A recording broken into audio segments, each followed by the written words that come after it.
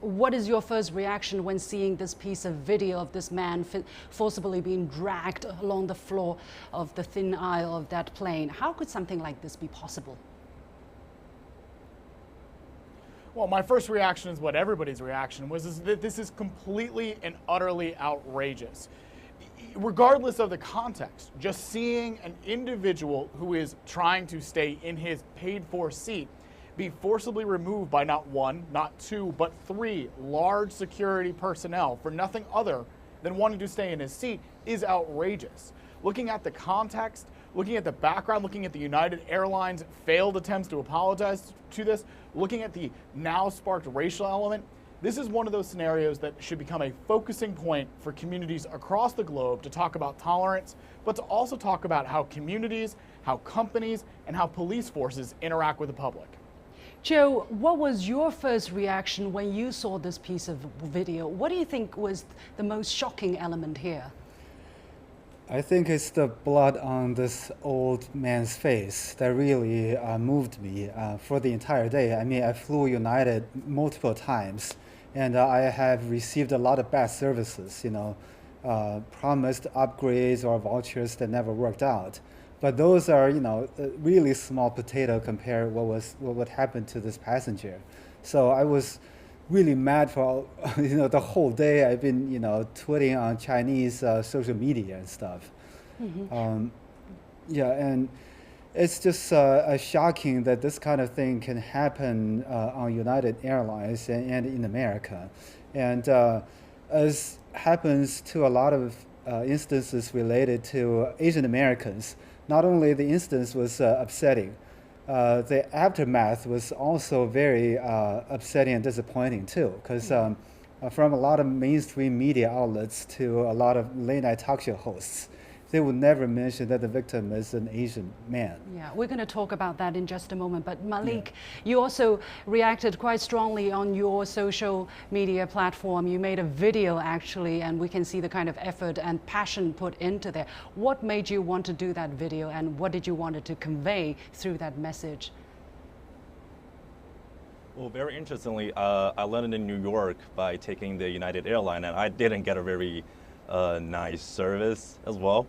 And then when I look at the video, I was shocked, of course, but I wasn't very surprised because I don't know since when violence became more acceptable, like in the American society, because I've seen this old man get dragged out of the airplane, and things like that had happened before, because one Chinese student who studied in the U.S. were asked to leave the plane because one lady were throwing racial slurs at her. I wasn't very surprised, but I just feel sad that things like that are happening, and I'm sure it will happen again. And I really think, Asian people as a whole should react to this kind of tragedy to get our voice heard. So that's why I made a video, and I just want to raise some concerns and some concerns in China to get some support for this poor old doctor. Sure. I mean, for sure, you have all gotten a lot of attention. For instance, Joe, I know your posting got like 100,000 thumbs up and thousands of retweets and comments, and the same thing with Malik's video as well. And Brandon, you also mentioned that racial implication of that incident. However, we do not know whether this was a racial discrimination case, because at this moment, according to the media reports we have seen, the reason why this poor man was picked to be booted from the plane was kind of a random selection by the crew. And he said he was booted because of his Asian background, but you can't really prove it. So are we talking from the air here, gentlemen? Well, anybody? If I can jump in, I mean, I know as the Go ahead, Brandon. No, I'm sorry, Joe. I was just going to say, as the white person on the panel, I'm a man. I understand that I am going to have a point of view that may not be with everybody else, but I think it's an important note to say that the incident or the inciting factor may not have been racism. That the report from United Airlines, if it's to be believed, was that 4 passengers were selected randomly. 3 of those 4 passengers were bumped and didn't make a deal out of it. The 4th did, which I agree with, and I think is within his rights. But regardless of whether racism was at the start of this incident or not, this has become a racial issue. It has become an identity politics issue. It fits a narrative of minorities being badly treated by companies, by particularly police officers in the United States. So whether it really was racism at the start, whether there's an airline stewardess or flight attendant that was racist, is really not the point, I think, of the outrage. It is that there is an identity element here. The passenger himself did bring up in the video, I'm being prosecuted because I'm Chinese.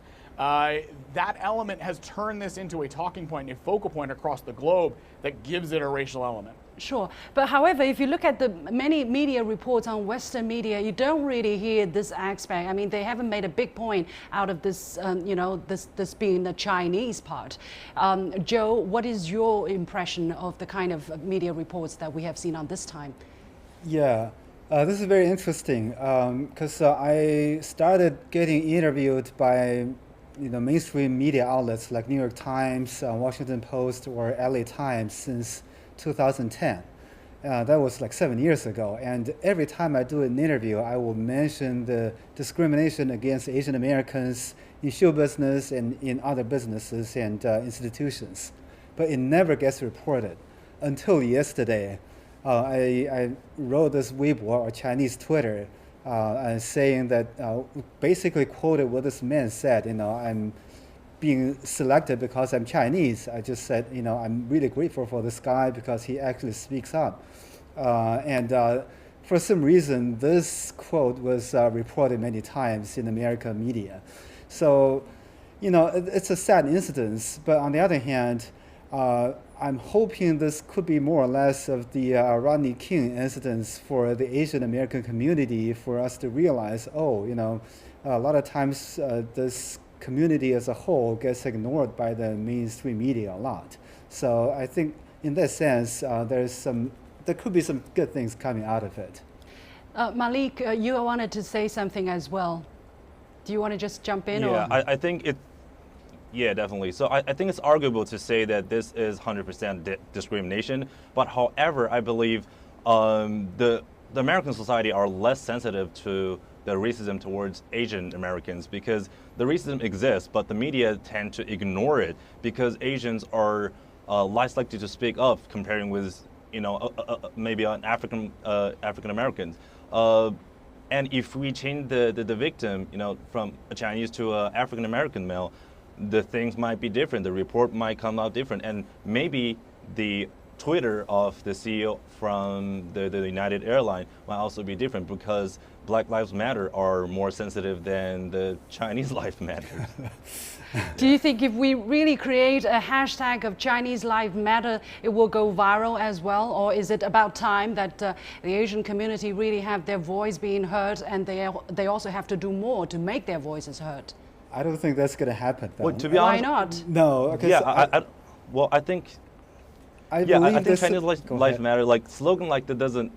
Sorry, Joe, doesn't really. It's not very necessary because I do believe all lives matter, and the Chinese Lives Matter actually became viral on the Chinese internet because I saw people are citing petition and has raised more than 100,000 of petition, and also, but I believe Asian Americans should stand up as a whole because when the American society view Chinese or Korean or Japanese, they view them the same because we're all Asian and the discrimination that we got are all the same. It doesn't vary from our nationality or our roots. So one thing that really impressed me was this ABC instance when Jimmy Kimmel made a comment, and ABC wants to apologize to Asian community, but they don't know who to apologize to because there's no really outstanding Chinese political leader or a Chinese outlet in America. So that's a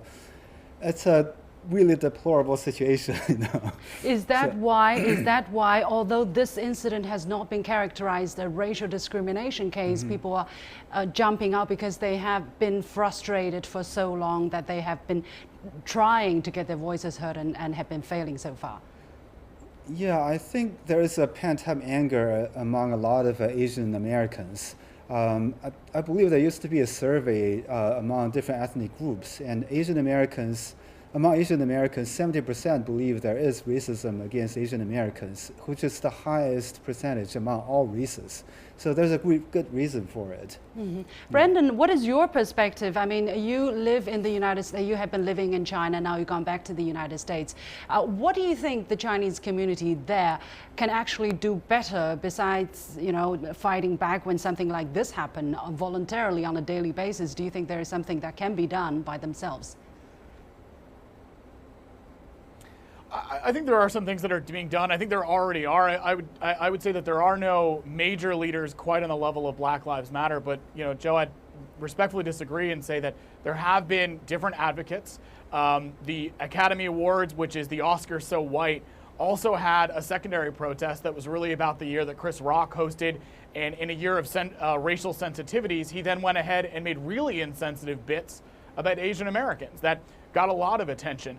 There were a couple of other protests recently. You also see Hollywood taking note. Iron Fist on Netflix got terrible reviews in part because it was bad, but also because of accusations of whitewashing. You had a recent movie, Ghost in the Shell, with lots of accusations of whitewashing and really discriminatory activities against Asian actors. So I think there is a bit of an awakening across mainstream media. It's not happening in the news, but you're also not getting the same sort of public inciting incidents like the Black Lives Matter movement that got unarmed black men shot in the street. Now you have a very calm Asian passenger being mistreated by police. So you may see a larger groundswell. Now what we can do about it is talk about it, for one thing. Two, on campuses across the United States, not just American-born Chinese, but Chinese international students are now one of the largest contingents on universities across the United States. These contingents need to concentrate on not only excelling at their studies, not only learning about American education system, but really embracing their fellow students. Yeah. I would say that there is a little bit too much of an isolation attitude on both sides, and we need to fix that from the ground up. Yeah. Yeah, I feel very strongly about that because I'm a comedian. Sometimes I go to a campus and do a show. I was like, where are the Asian students? Oh, they were studying. They're studying. Okay, yeah. Let's hope that this sad incident can bring about some positive changes to the Asian community and for their future.